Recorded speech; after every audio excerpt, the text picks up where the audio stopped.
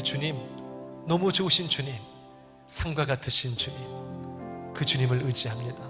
우리 이 시간 고백드리겠습니다.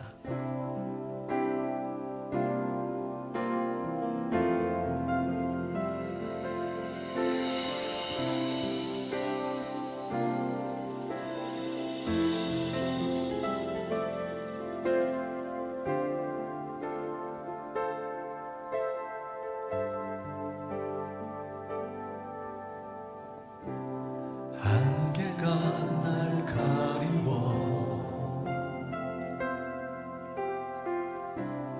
내 믿음 흔들리려 할 때 나 주님께 나아가네.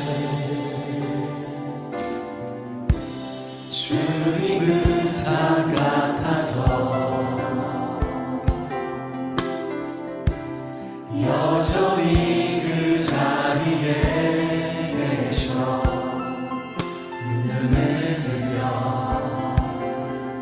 보이리라 날 위한 그 사랑. 주는 나의 복음이시며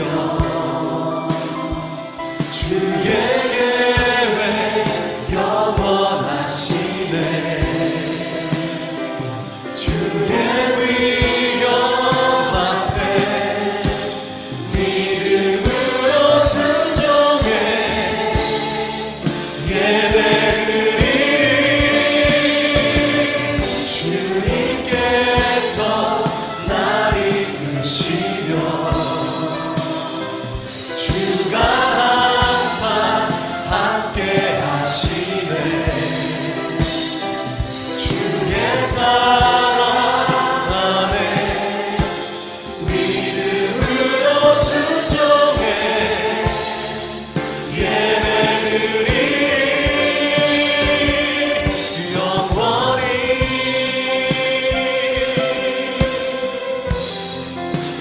안개가 날 가리워 안개가 날 가리워 내 믿음 흔들리려 할 때 내 믿음 흔들리려 할 때 나 주님께 나아가리. 주님은 산 같아서 주님은 산 같아서 아멘. 여전히 그 자리에 여전히 그 자리에 계서 눈을 들면 보이리라 날 위한 그 사랑.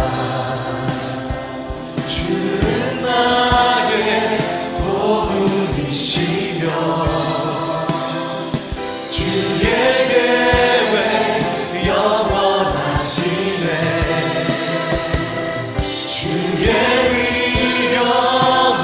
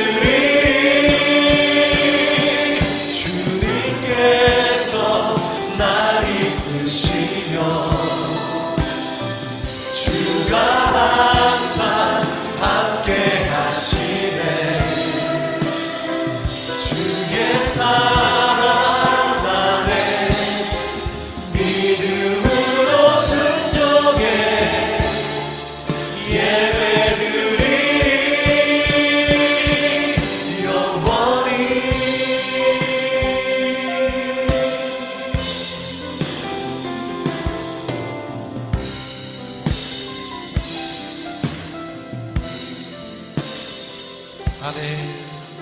영원하신 하나님, 나의 반석 되신 하나님, 그 주님을 찬양합니다. 할렐루야.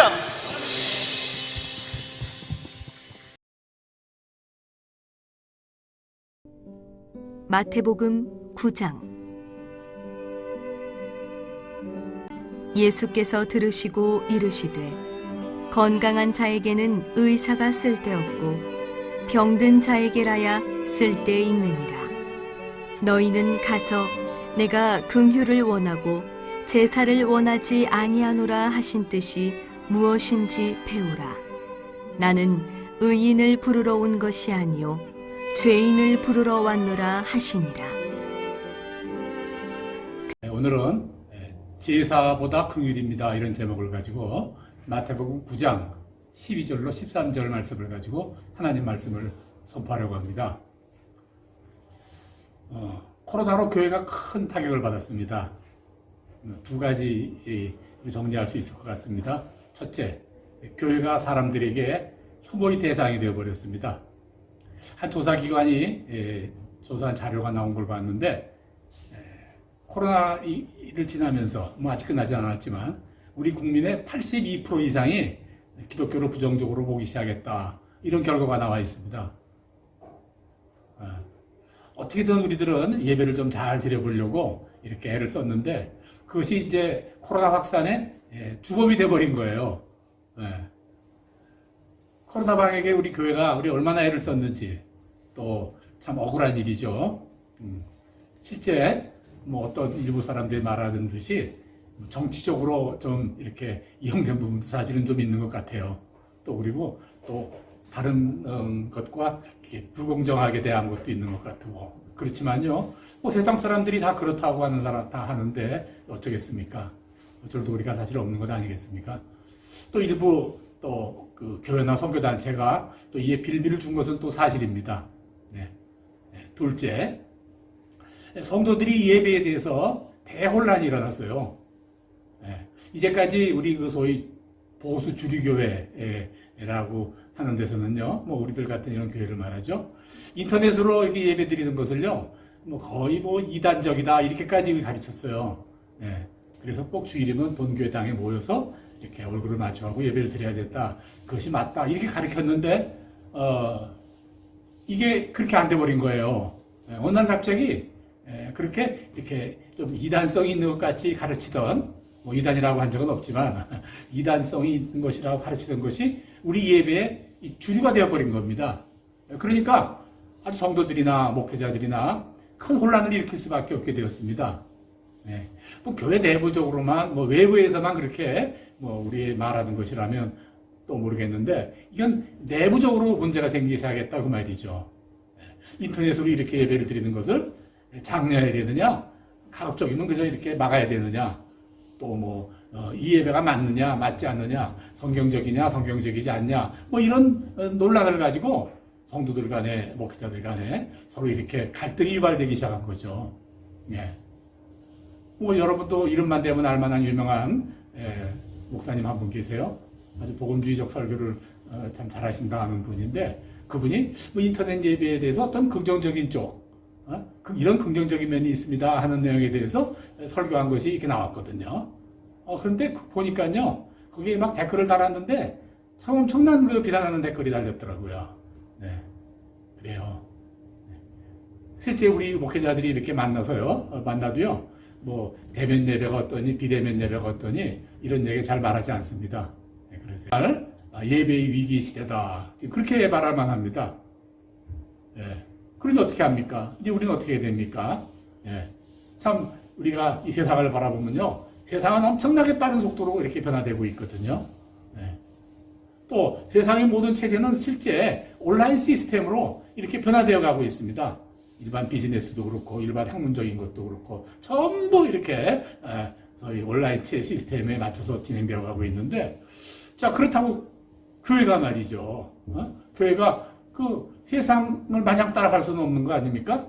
교회는 세상과는 다른 거룩한 영적 공동체거든요. 세상을 세상이 변한다고 같이 따라갈 수는 없는 것이죠. 또 그렇게 또 하다 보니까 세상과 교회의 그 간극은 점점 멀어지기 시작을 한단 말이죠.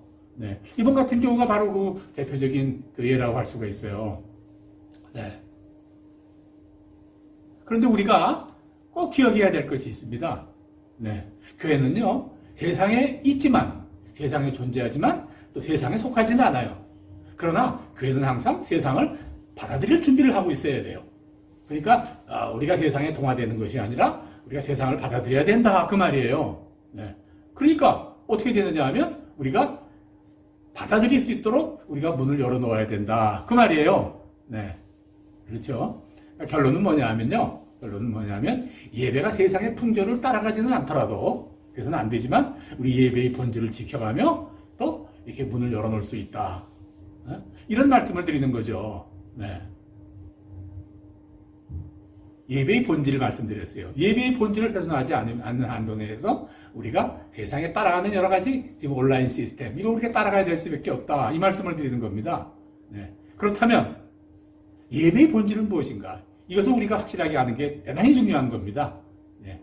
우리가 왜 예배 드리냐 말이죠. 여러분 오늘 예배 드리고 있지만 오늘 왜 여러분 예배 드립니까?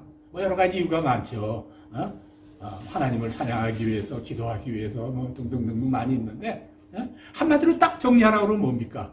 왜 예배를 드립니까? 그것은요 하나님을 만나기 위함입니다. 네. 우리가 예배를 드리는 것은 마지막 목적은요 최종 목적은 하나님을 만나기 위함이에요. 네. 만일 예배를 통해서 열심히 예배 드렸는데 예배를 통해서 하나님을 만날 수 없다. 하나님을 만나지 못했다. 그러면요 그 예배는 그저 그냥 세상에 그저 이렇게 공동체 모임밖에 안 되는 거예요. 네. 옛날 모임 간 것만도 못한 거예요. 네. 하나님을 만나는 이 예배, 아무리 휘황찬란 조명이 있고, 아름다운 성가대가 아름다운 찬양을 부르고, 뭐 이렇게 저렇게 해가면서 예배를 꾸며도요, 내가 하나님을 만나지 못한다면 그 예배는 사실 예배로서의 가치 하나도 없다. 그런 말씀입니다. 이제 하나님의 구원 계획이 처음 시작되면서 하나님은 우리들에게 성전이라는 것을 주시고요. 성전에서 드리는 제사를 통해서 하나님을 만나도록 했습니다. 네. 그러니까 구약 시대에 바로 하나님께서 우리에게 성전에서 제사 드리는 것을 주심으로 말미암아 하나님을 만나도록 했다 그 말이죠. 이 제사가 장차 예배의 모형이 되는 거죠. 네? 이 성전에서 드리는 제사가 예배의 모형이 되었다. 이제 그 말입니다. 네. 그런데요, 구약 성경에 그 제사의 내용이 기록되어 있는데 모세오경에 주로 기록되어 있죠. 그 제사의 모형을 보면요 얼마나 그 내용이나 절차가 복잡하고 까다롭고 뭐 이 말이 저 말 같고 저 말이 말 같고 굉장히 어렵고 복잡합니다. 네. 그런데 이 성전 제사, 성전에서 드리는 제사의 목적은 딱 한 가지입니다. 하나님을 만나는 것입니다.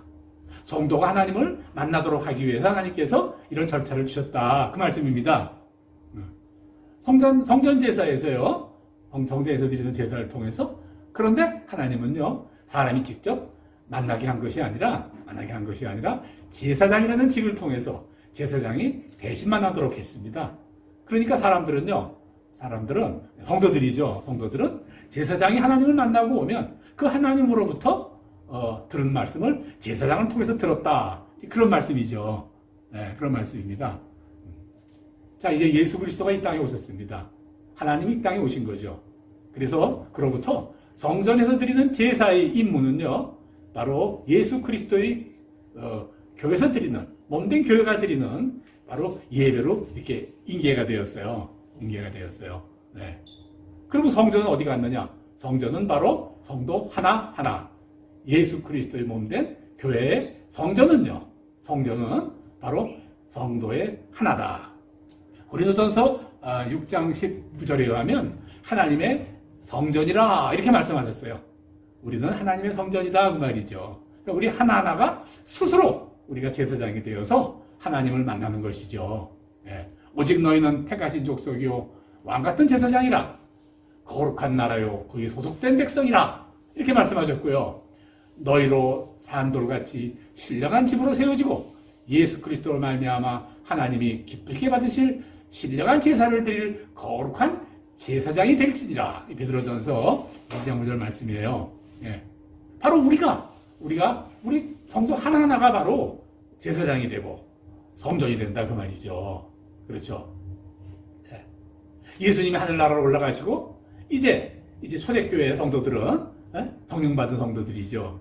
하나하나 성전된 그 성도들은요, 바로 모여서 예배드리기 시작을 했는데, 자, 맨 처음에는요, 그저 성전, 유대교 성전 한쪽에 모여서, 우리 지금 말하면 본당은 유대교를 따르는 사람들이 예배드리고 있다면, 그저 교회과 한쪽 조그마한 구석에서 예배를 드렸어요.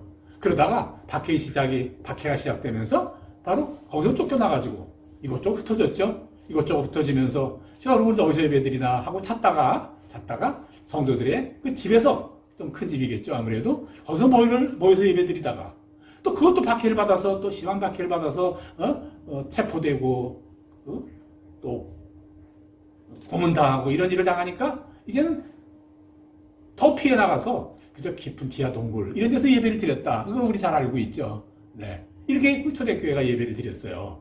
네, 그렇죠. 바로 하나하나가 성전이 되어서 스스로 또 제사장이 되어서 하나님을 만나는 그런 예배를 드리려 했다. 이게 초대교회 예배다 그 말이죠. 초대교회 예배.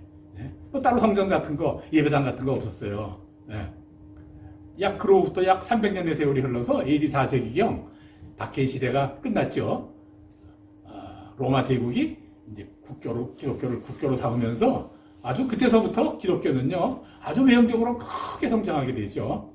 부흥을 이뤘다 그 말이죠. 그런데 오히려 바로 교회는요, 오던 길로 다시 돌아가게 됐어요. 하나님의 나라로 가야 될 교회가 다시 뒤로 돌아간 겁니다. 이게 무슨 말씀이냐면요, 로마 가톨릭 교회라고 하죠. 로마 가톨릭 교회는요, 바로 구약의 성전과 비슷하게 생긴 바로 그 예배당을 짓기 시작하고, 또 교회의 모든 모습을 조직화하고 형성하고, 조직화 형성하라는 말이 좀 쉬운 말이 아닌데, 그저 예배의 양식을 전하고 뭘 만들고 규약을 정하고 이런 식으로 예배를 형성화시켰다 그 말입니다. 그래서요, 예수님께서 이 땅에 오셔서 성전을 다 제해버리고 너희들이 스스로 제사장이 되어 바로 하나님을 만나라 이렇게 말씀하신 거꾸로 돌아가세요. 다시 구약시대와 비슷한 식으로요, 바로 교회에서 임명한 사제가 성직자들이 바로 제사장 일을 맡게 만들어버렸다 그 말입니다. 그렇게 이어지기를 천년의 긴 세월, 그걸 우리 암흑시대라고 그렇게 얘기를 하죠. 암흑시대. 예. 자, 16세기 들어서서요, 마르틴 루터 잘 아시죠? 이 마르틴 루터가 이제 종교 개혁을 시작을 했습니다. 이래서는 안 되겠구나. 본질로 돌아가자, 우리가. 다시 본질로 돌아가자. 기독교의 예수님 말씀에 따라서 다시 회복시키자. 그게 바로 종교개혁 아닙니까? 로마 가톨릭 교회로부터 시작 대비해서 그런 교회를 개혁교회다 이렇게 우리 이야기하죠. 지금 우리들이 바로 교회라고 말하는 그 교회를 개혁교회라고 이렇게 말하는데, 이 개혁교회는 본질로 돌아가기 위해서요, 그 3대 지표를 세웠어요. 우리 교회 목표. 회복하자 말이죠. 첫째, 잃어버린 성경을 찾자. 오직 성경. 잃어버린 성령을 찾자. 오직 성령. 세 번째, 우리 제사장 직위를 회복하자. 그래서 만민 제사장. 이 세 가지를 우리 개혁신앙의 3대 목표로 삼았던 거죠. 그 후로 500년 세월이 흘렀어요. 네. 지금 21세기 아닙니까? 21세기죠? 네. 이 교회가 어떤 걸 세웠냐면, 오직 성경은 이루어졌어요. 성경 말씀 따라서 살려고 애를 쓰고, 또 성령의 역사심에 따라서 우리가 살고, 이러는 거 우리가 두 가지는 이루었는데, 그저 아직 회복하지 못한 게 뭐냐면 바로 만인 제사장이다 이겁니다. 만인 제사장. 그죠? 성도 하나하나가 바로 거룩한 성전이 되어서 또 거룩한 제사장이 되어서 하나님을 만난다 그 말입니다. 네. 이건 아직 이루어지지 않았다 그 말이죠. 바로 우리가 이제부터 우리 교회가, 우리들의 예배가 바로 목표로 삼아야 될 것은 바로 이 만인 제사장이라 저는 그렇게 믿는 것입니다. 네. 그러니까요, 우리가 이 예배를 어디서 드리느냐, 어떻게 드리느냐, 대면 예배가 맞느냐, 비대면 예배가 맞느냐, 어떤 형식으로 드려야 되냐, 이게 있어야 되냐, 저게 있어야 되냐 하고 이렇게 하는 것은 그렇게 중요하지 않다고 말이죠. 그렇게 중요하긴 해도 본질은 아니고, 가치가 없는 것은 아니어도 원래 가치는 아니다. 이렇게 말씀하면 이해하시겠습니까? 예, 그렇죠. 내가 성경에 말씀하신 대로 성전이 되고 제사장이 되어서 내가 직접 하나님을 만나는 것, 그것이 바로 우리가 예배를 통하여 회복되어야 될 바로 목적이다. 그게 본질이다 그 말입니다. 네. 그런데 예배가 중요하죠. 그런데요, 놀라운 반전이 있어요. 반전? 뭐 이렇게 알고 있는데 그게 아니다 그거죠. 예, 오늘 그거 말씀드리는 겁니다. 예. 우리는요, 언제 어디서 뭐 어떻게 예배를 어떤 방식으로 예배드리냐에 가지고 예배 자체만 가지고 우리가 매달리는데 성경 말씀은 그렇게 말씀하시지 않아요. 성경 말씀은 오늘 본문을 읽겠습니다. 본문. 너희는 가서 내가 긍휼을 원하고 제사를 원하지 아니한다는 것을 배워라. 가서 배워라. 이 말씀은 긍휼을 원하지나 제사 원하지 않는다라고 한 것은 호세아서에 나오는 말씀이시죠. 호세아서. 네. 거기 가서 호세아서에 왜 그런 내용이 기록되어 있는지를 배우라 그 말이에요. 긍휼을 원하고 제사를 원하지 않는다. 사랑을 원하지?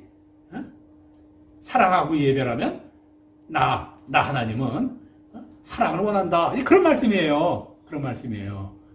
이 말씀은요, 우리 교회 목표를 그니까 믿음, 소망, 사랑이다. 뭐 이렇게 이야기를 한다면 사랑이 최고다 그 말이죠. 그런 삶으로 살아라 그 말이에요. 로마서 12장 1절에는 이런 귀한 말씀이 있습니다. 여러분의 몸을 하나님께서 기뻐하실 거룩한 사한 제물로 드리십시오. 이것이 여러분이 드릴 합당한 예배입니다. 이런 말씀이 있거든요. 정말 진정한 예배는 너희 몸을 사한 제물로 드리는 것이다. 이게 무슨 말입니까? 몸, 사한 제물 이 말은요, 이 사함을 말하는 거예요, 분명히. 또 성경에 이렇게도 말씀하세요.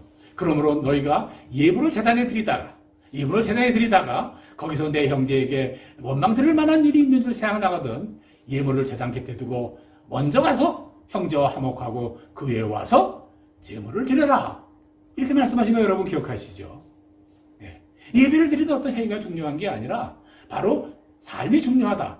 조금 더 이야기를 한다면 바로 삶 자체가 예배해야 된다 그 말이에요. 삶 자체가 예배해야 된다. 그 유명한 너희는 세상의 소금이니 소금이 만일 그 맛을 잃으면 무엇으로 짜게 하려?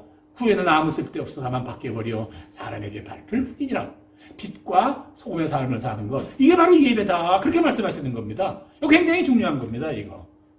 뭐 예배를 어떻게 드리느냐, 뭐 가정 예배는 진짜 예배냐, 구역 예배는 무슨 예배냐, 대예배 따로 있는데 주일날 대예배가 중요하고 나머지는 찬양 예배니까 그다음 다음 단계고 이렇게 생각하지 말라 그 말입니다. 예배라는 것은 예배 자체가 아니라 바로 삶이다. 그렇게 말씀드리는 겁니다. 그러므로요, 이번 코로나 시대에 참 우리 억울합니다. 뭐 설거지 시간에 말씀드렸지만 얼마나 교회가 우리가 잘 질서를 지키고 하려고 얼마나 애를 썼는지 말이죠. 방역도 철저히 하고 온다는 성도도 못 오게 하고 이렇게 애를 썼는데 억울하죠. 근데 우리가 간과한 게 하나가 있다고 말이에요. 그저 우리는 어떻게든지 모여서 우리 믿음을 실현할 바로 예배할 방법만 궁리했단 말이죠. 어떻게 우리 믿음을 지켜나갈까? 그 예배할 궁리를 했단 말이죠. 예배를 드리다가 감염되는 거, 내가 감염되는 거, 남으로부터 내가 감염되는 거, 그거 괜찮습니다. 그거 뭐 별로 두려워하지 마세요. 그러나 우리가 두려워할 것이 있는데 그것은 뭐냐면요, 내가 감염됐는데 감염된 내가 남에게 옮기는 것, 이건 우리가 두려워해야 된단 말이죠. 이게 바로 예배의 삶이거든요. 우리가 잘 아는 우리가 개혁교회 종교개혁의 시발이 되신 마르틴 루터 선생님, 우리가 바로 그 유명한 중세기의 그 페스트 특사병, 온몸이 새까맣게 되는 쥐별로 의한 병이죠. 그 유럽 인구의 뭐 3분의 1 내지 반이 다 죽었다 그러는데, 그런 루터 선생님도 그 동생 둘이 페스트로 인해서 죽었어요. 근데 페스트가 그때 루터 선생님이 기록한 글에 이런 내용이 있습니다. 나는 하나님께 자비를 베푸시어 우리를 지켜달라고 간구할 것입니다. 나는 내가 꼭 가야 할 장소나 꼭 만나야 할 사람이 아니라면 나와 이웃 간의 감염을 예방할 것입니다. 혹시라도 나의 무지혜와 태만으로 인하여 이웃의 죽임을 당하게 해서는 안 되기 때문입니다. 만일 하나님이 나를 데려가길 원하신다면 나는 당연히 죽게 되겠지만 적어도 내 자신과 죽음이나 이웃의 죽음에 책임을 질 일은 하지 않을 것입니다. 이렇게 이야기한 거예요. 또 작년 중반기쯤 돼요. 신문에 이렇게 나왔는데 미국의 플로리다 주에서요, 그저 정부에서는 예배를 좀 줄이거나 이렇게 했으면 좋겠다. 우리나라 비슷한 조치죠. 그래서 교회 폐쇄령을 내렸죠. 우리도 지금 교회가 뭐 이렇게 폐쇄되었는데, 다시 정부에서는 뭐 폐쇄인데, 지금 그저 예배 그저 진행 요원이라는 명목으로 이렇게 예배를 뭐 좀 드리는 교회도 있기는 뭐 한 것 같습니다. 네. 그때 한 목사님이 그냥 구속되었는데, 드문 일이에요, 사실은요. 구속되었는데, 이 목사님을 기소한 검사가 기자들이 관심을 갖고 기자회견을 했어요. 어떻게 그렇게 종교의 자유가 있는데 이렇게 할 수 있습니까? 라고 이렇게 반박적으로 문의를 하니까 그 기소한 검사가 이렇게 말했다고 그래요. 마가복음 12장 31절을 예를 들어가면서, 이웃을 자신처럼 사랑하는 것보다 더 중요한 계명은 없다고, 성경에서는 가르쳤습니다. 이웃의 치명적인 바이러스를 이렇게 노출시켜서 건강을 해치도록 만드는 사랑은 그것은 사랑이 아닙니다. 이렇게 지적했다고 하는 뉴스가 나온 거 봤어요. 걔도 아직 미국이 살아있구나 하는 그런 생각이 들었습니다. 저는요. 예. 그래요. 우리는요. 뭐 대면이 맞느냐, 뭐 비대면이 맞느냐 이거 가지고 지금 끊임없이 논쟁하고 있어요. 예. 뭐 이렇게 논쟁한 내용을 볼까요? 온라인으로 예배 드리니까 예배 보는 맛이 안 나. 어떻게 예배 드릴 수 없을까? 반대하는 사람은 그에 대해서 이렇게 말하죠. 아니, 그건 인터넷에 익숙해지지 않아서 그렇지. 주변에 보면, 온라인으로 예배 드리는 게 훨씬 낫다는 사람도, 새고 셋이 많아요. 이렇게 말하죠. 이게 분쟁되죠. 또 온라인 예배로는 신앙이 자라질 않아요. 이거 그러니 어떻게 해요? 도대체 언제까지 남이 등이 옆에서 신앙생활 할 거냐? 또 이렇게 반박하기도 하죠. 그런 데 대해서. 그리고요, 이렇게도 말하죠. 거의 반세기 동안을 숨어서 믿음을 지켜가는 북한의 성도들은 그러면 어떻게 믿음을 지키는 거예요? 뭐 이 논쟁의 끝이 없어요. 논쟁의 끝이 없어요. 그러나 이런 논쟁이 허무하다 이런 겁니다. 말씀을 마칩니다. 대면이니 비대면이니 또 그건 예배의 본질이 아니에요, 사실.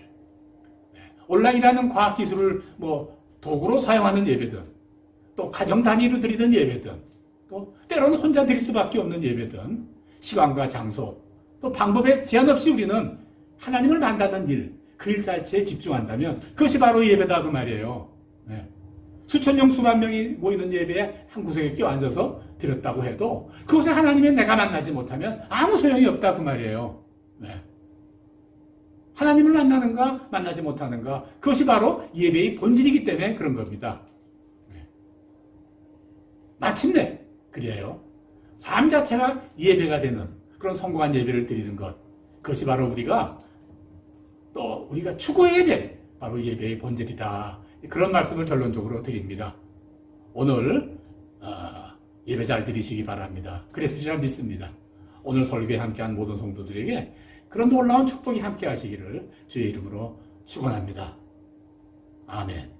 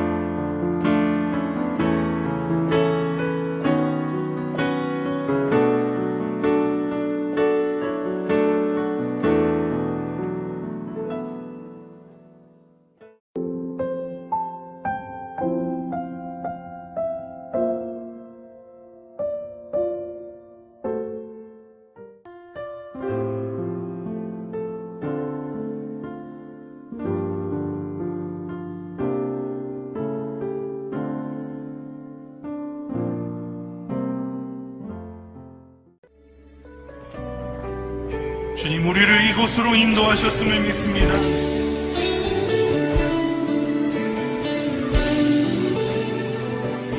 주를 위한 이곳에, 주를 위한 이곳에 예배하는 자들 중에 그가 찾는 이 없어 주님께서 슬퍼하시네. 주님이 찾으시네. 주님이 찾으시네. 그 한 사람 그의 회자 내가 그 사람 되길 간절히 주께 예배하네.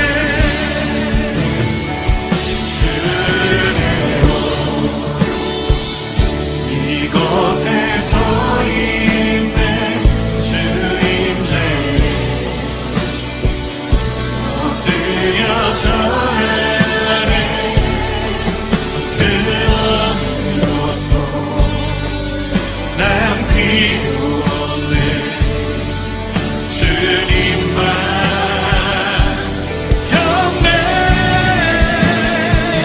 주의 이곳에